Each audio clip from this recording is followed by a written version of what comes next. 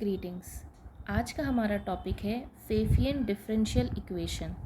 So फेफियन differential equations. Now first of all, what is a Pfaffian differential equation? So in a differential equation,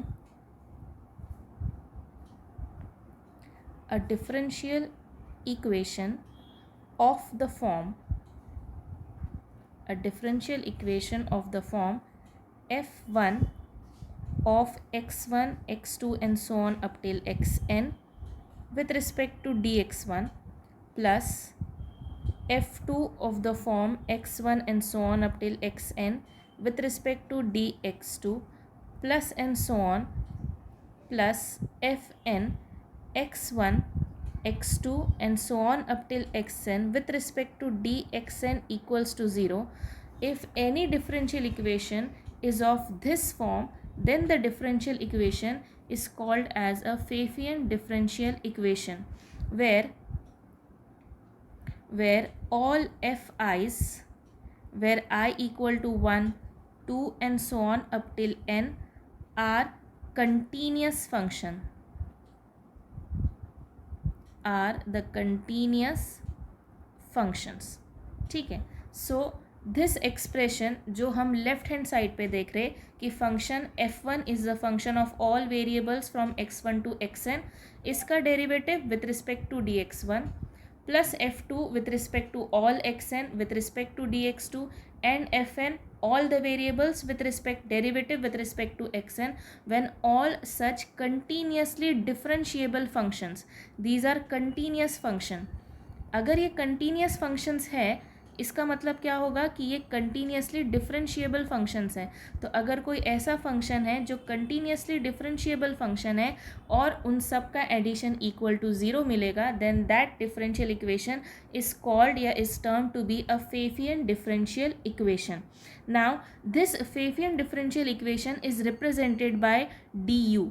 It is represented by du. Okay, so du equals to, you can again term it as f1 x1 x2 and so on up till xn with respect to dx1 plus and so on up till fn x1 x2 and so on up till xn dxn. तो now this du is called as the Pfaffian differential equation.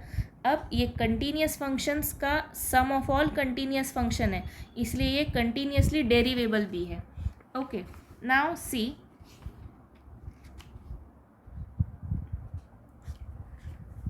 now see, whenever you are studying a Pfaffian differential equation, whenever we will study a Pfaffian differential equation, then it is a set of all continuous functions. अगर ये set of all continuous function है तो ये continuously derivable function हुए. So I can say कि a necessary and sufficient, a necessary and sufficient condition that the Pfaffian differential equation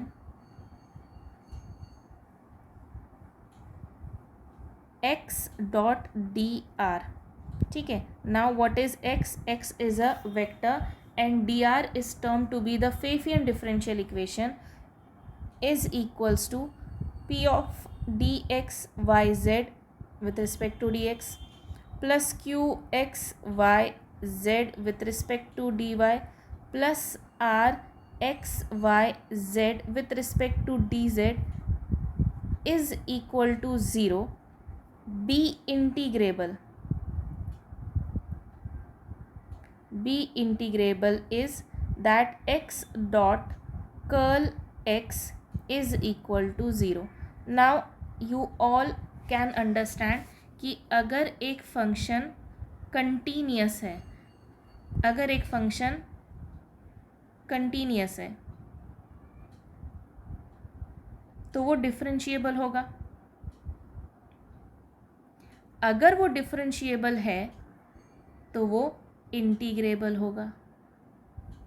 तो कोई भी फेफियन डिफरेंशियल इक्वेशन ऑब्वियसली वो कंटिन्यूस रहता, तो अपने आप वो डिफरेंशिएबिलिटी की प्रॉपर्टीज़ को सेटिस्फाई कर देगा. अगर वो डिफरेंशिएबल फंक्शन है that means it can be integrated also. तो इंटीग्रेशन कब पॉसिबल है? यहाँ पे sum of all differential functions is equals to zero.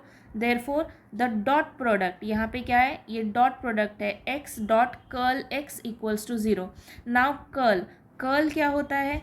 Curl is a curl of x, मतलब कि जो भी तुम्हारा कर्ल रहेगा it will be a metric, क्योंकि आपने पढ़ा है कि कर्ल का मतलब क्या होता है कि कर्ल इज अ मेट्रिक. ये एक इम्पॉर्टेंट थियरम है and plus it can be an MCQ also कि x dot curl x equals to zero होता है या नहीं होता है. नाउ ये तो हुआ हमारा फेफियन डिफरेंशियल इक्वेशंस. ठीक है, सो फेफियन डिफरेंशियल इक्वेशंस के अंदर क्या होगा, it will be the sum of all continuous functions. Sum of all continuous functions है that means they are differentiable. If they are differentiable that means they can be integrable. तो ये जो हमारी necessary and sufficient conditions आ रही है कि x dot D R is equal to zero, that means it can be integrable and x dot curl x should be equals to zero. ठीक है, एक और जो प्रॉपर्टी है जो फेफियन डिफरेंशियल इक्वेशन के अंदर हमें देखनी है तो वो ये है कि अगर दो फंक्शंस हैं, ठीक है, so suppose I am writing there are two functions u of x comma y and v of x comma y be two functions of x and y such that of x and y such that del v upon del y is not equals to 0 and del u comma v upon del x comma y equals to 0, then there exists a relation f of u comma v equals to 0 between u and v not involving x and y explicitly. Now we already know the term explicitly. Explicitly का मतलब है उसका partial derivative with respect to x and with respect to y zero आएगा. ठीक है, अब ये property के ऊपर अगर हम ध्यान दें तो यहाँ पे हमने क्या किया, यहाँ पे u x y एक फंक्शन है, v ऑफ x y दूसरा फंक्शन है और ये फंक्शंस x और y के साथ रिलेटेड है और partial derivative of v with respect to y not equals to zero है. We are not counting partial derivative of v with respect to x. और अगर हमने del U V upon del X Y निकाला उसकी value zero आएगी. तो del U V upon del X Y this is nothing but the Jacobian. तो जकोबियन की वैल्यू ज़ीरो है या उसके मैट्रिक्स की वैल्यू ज़ीरो है, क्योंकि जकोबियन का ही मतलब मैट्रिक होता. तो अगर जकोबियन की वैल्यू ज़ीरो है तो फिर एक रिलेशन रहेगा, we can define a function f of u comma v equal to zero between u and v. Now this f, जिस f के बारे में हम बात कर रहे हैं तो we are talking about the Pfaffian differential equation. हम यहाँ पे क्या बना रहे हैं, हम यहाँ पे फेफियन डिफरेंशियल इक्वेशंस बना रहे हैं. कैसे बना रहे हैं? फेफियन डिफरेंशियल इक्वेशंस क्या रहती, जिसका nth डेरिवेटिव ज़ीरो निकले. फंक्शंस आप पार्शियली डिफरेंशिएट करते जाइए उसको और उसकी वैल्यू आपकी फाइनल वैल्यू क्या आनी चाहिए, ज़ीरो आनी चाहिए.